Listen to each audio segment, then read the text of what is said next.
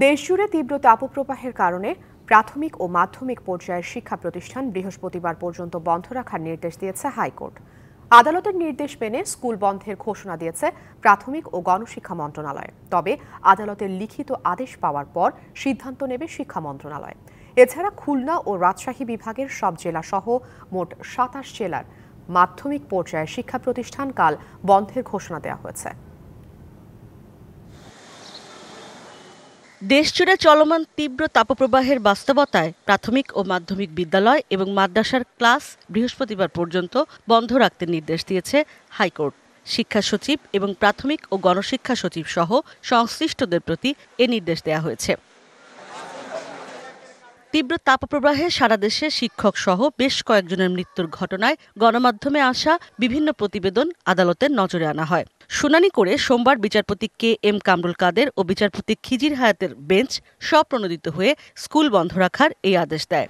এখন যেভাবে গরম পড়ছে এই সময়টা যাতে স্কুল বন্ধ থাকে এই জন্য উনি কোর্টের দৃষ্টি আকর্ষণ করেছিলেন যে এই গরমে কয়েকজন টিচারও নাকি মারা গেছেন এবং কতগুলো স্টুডেন্ট অসুস্থ হয়ে পড়েছেন। সেই বিবেচনা করে কোর্ট মনে করলেন যে স্কুল কিছুদিন বন্ধ থাকা দরকার।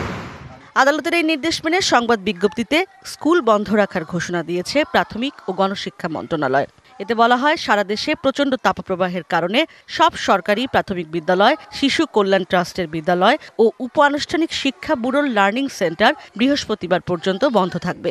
তবে যেসব শিক্ষা প্রতিষ্ঠানে শীতাতপ নিয়ন্ত্রণ যন্ত্র রয়েছে চাইলে তারা ক্লাস চালু রাখতে পারবে। আর শিক্ষা মন্ত্রণালয় জানিয়েছে, মাধ্যমিক পর্যায়ের স্কুল মাদ্রাসা বন্ধের ব্যাপারে আদালতের লিখিত আদেশ পাওয়ার পর সিদ্ধান্ত নেওয়া হবে।